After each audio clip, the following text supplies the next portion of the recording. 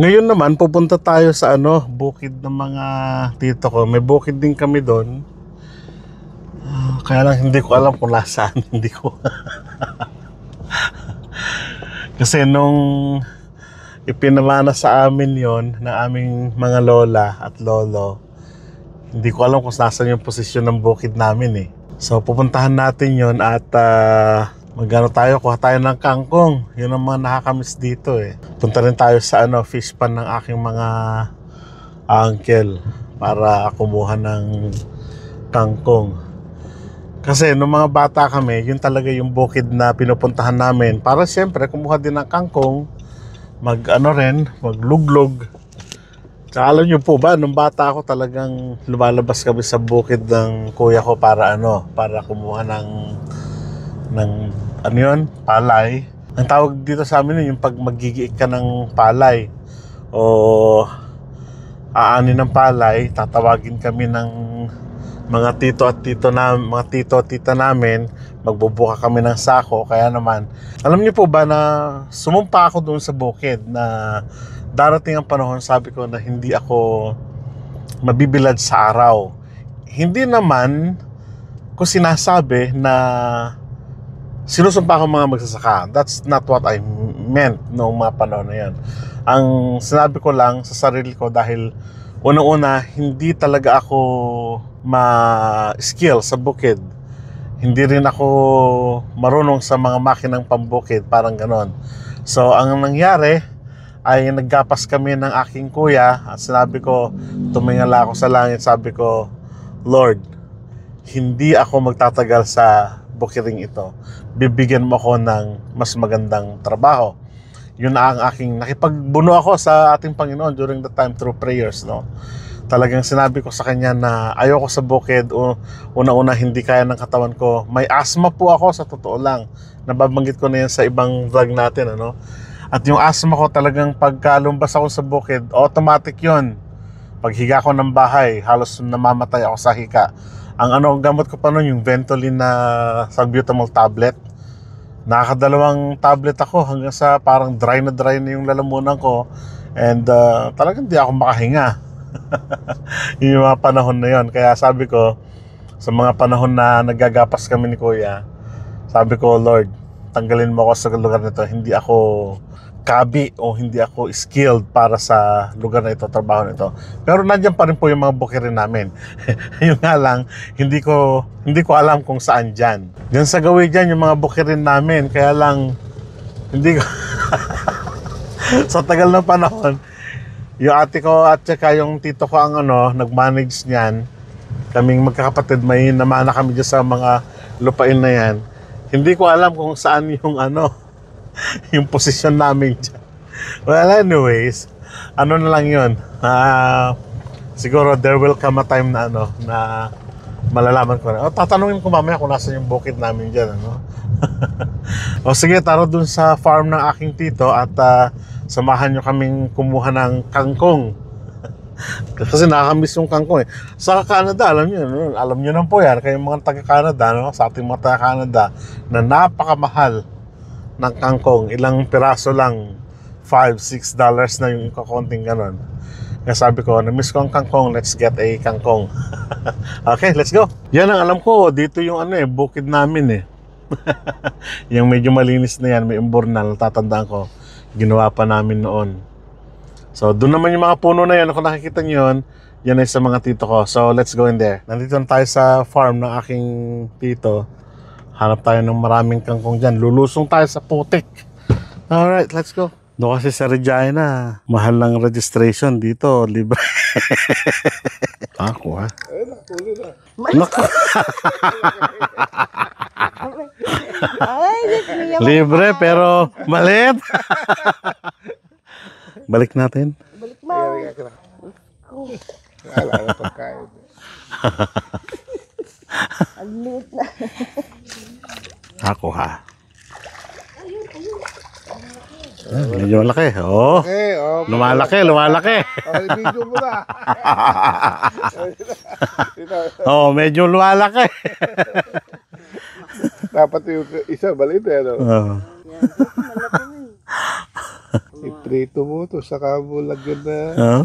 isaluyot eh. May saluyot sa ginawa. Tama. Ano nga? Ah. Ito, malaki-laki. Yehey! Malaki-laki ito. Ayos. Nasa gawing malalim. Talagang kwan. Ay, sa uso.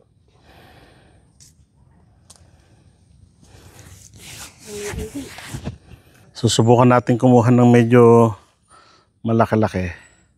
Sana makakuha tayo. Medyo nasa gawing malalim sila eh. Ay, buhay probinsya. Pananahog natin to sa saluyot, piperito, tsaka pananahog sa saluyot. Kuha to. Ayos. Okay na, pe. Panahog na.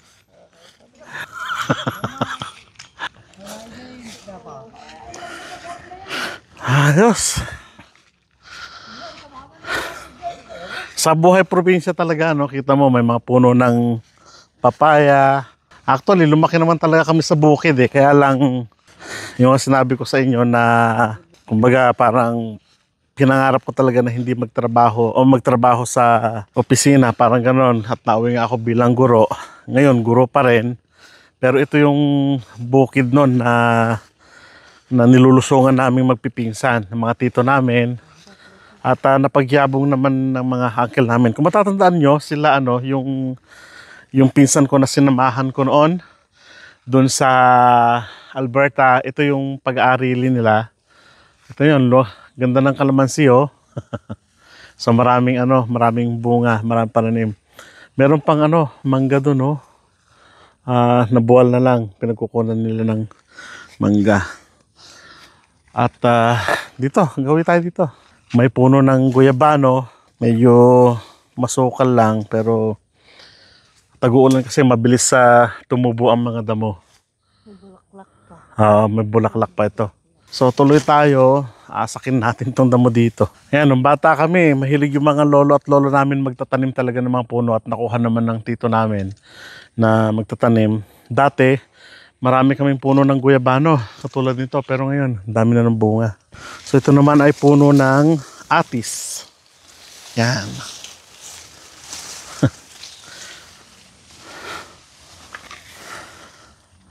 May bomba, makina, and kalabasa. Yan. Punong-puno.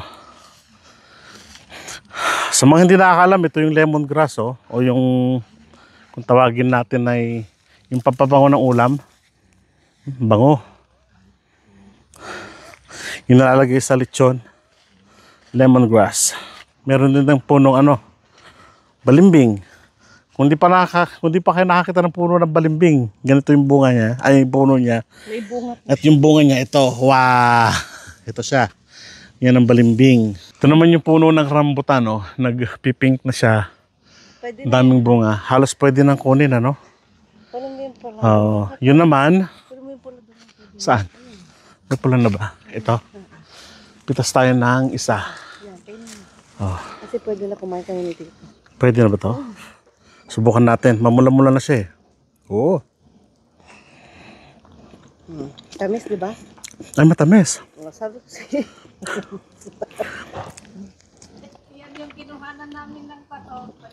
Ito pa. Ito.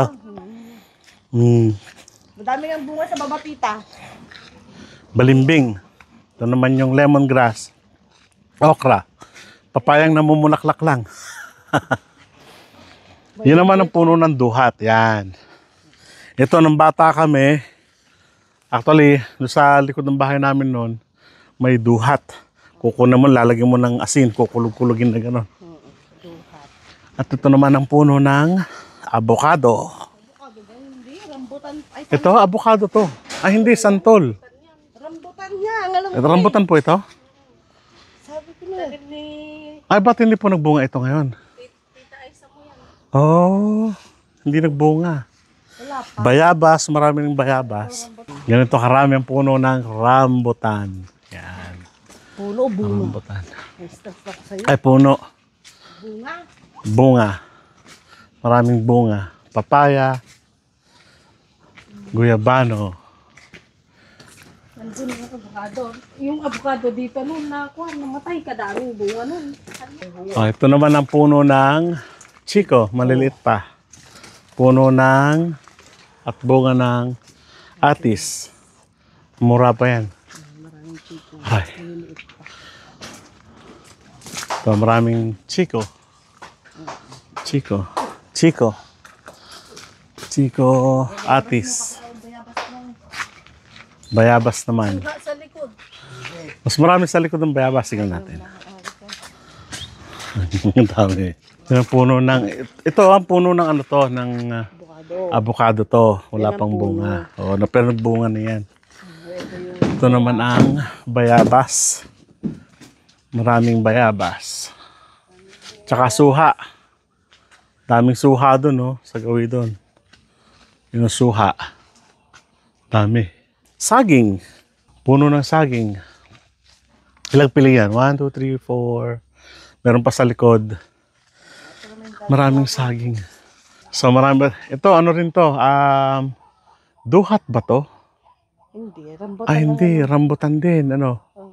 Ay, hindi Rambutan ha. din. Ano na binigay sa atin ni tita? Guyabano? Guyabano. Oh. At may dragon fruit pa. Dragon fruit. Ito. Halos mag-aano na rin siya. Ito. Malaki na to. Ito. Tingnan mo to. Ay, green nga lang. Green pa siya pero ang laki na, no? Oh, yan ang dragon fruit. Hanap tayong bunga ng dragon fruit kung meron. Kasama ko yung tita ko ngayon. Siya nagtutur sa sa atin ngayon.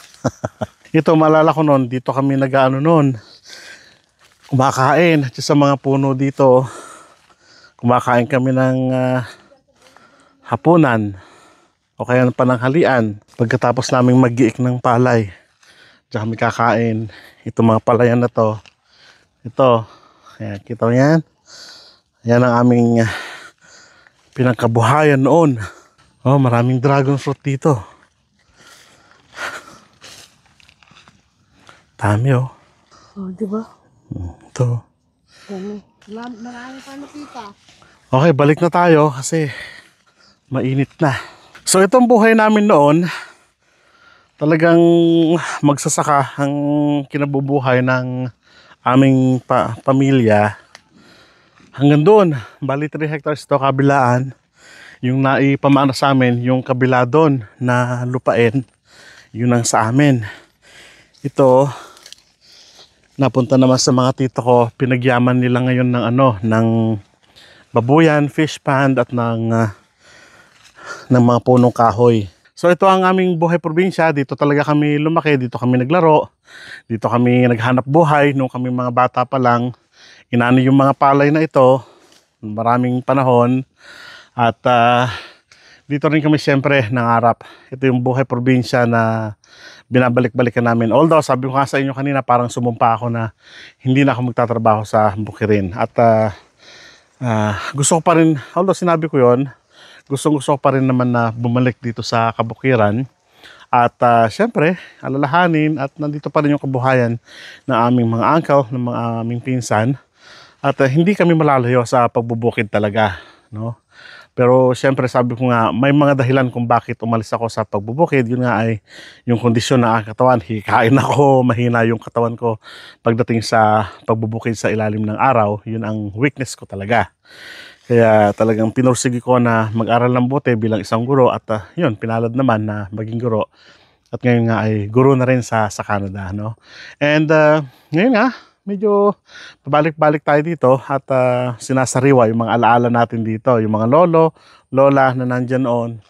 Siyempre, nostalgic yung lugar na ito para sa amin kasi ito talaga yung kabuhayan namin noong mga 90s, 80s, 90s. So, yan. So, hopefully nag-enjoy po kayo sa ating vlog ngayon. Dito sa ating buhay nayon, buhay bukid na sinishare ko sa inyo. Hindi ko nababanggitin kung saan ito, no? At maraming salamat po sa patuloy yung pagsuporta sa Rod Channel. Kita-kita po tayo sa mga susunod na vlog. Sa muli po, paalam. Ito yung naliw-liw natin na isda, oh. Dami. 5. Pwedeng panahog ng saluyot. Dami. Yan. Yung mga saluyot nyo, lagay ba natin sa mesa? Dami Blessings. Ito naman yung mga biyaya na binigay sa amin ng mga tito namin. May saging, may saluyot, may kangkong, yung isdang nahuli, papaya, may dragon fruit. Yan, buhay pa yung yung isda. Hindi pa huli panahon, may pa, mangga, may atis, tsaka may kuyaba, Yan, biyaya ng bukid, buhay sa nayon. Bibili natin to sa Canada, napakamahal, di ba? Yung mga atis na ganito, halos umabot ng $5. Per pound. Per pound. Kaya ito, organic na itlog ng bibi to. Legit na organic. Sa Canada, medyo may kamahalan organic. Pag sinabi natatakan lang na organic, di ba? Alam nyo naman po yun. Mas mahal sa atin. Ito, legit. Mas malaki pa. Yung large sa atin, tingnan yung laki, Laki nito. So, yan ang legit na organic. Yan. Wala niyan sa Canada.